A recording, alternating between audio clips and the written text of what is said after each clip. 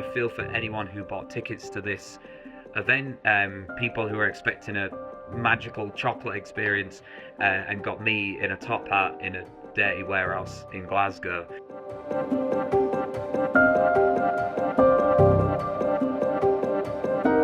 The first red flag for me was when I was cast as Willy Wonka.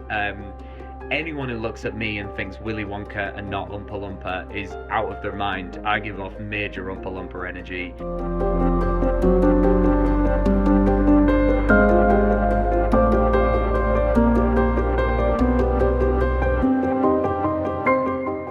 I went onto my lunch break. I sat in my car, to be honest, and just stared into the void for a little while. And then when I came back in, that's when things had got a little bit out of control.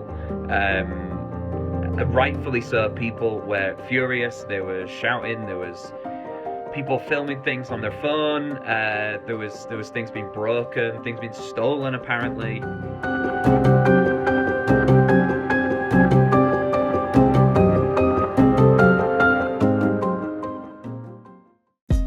Hey, thanks for watching. If you like this video, check out these other videos from USA Today to stay up to date with all the latest news.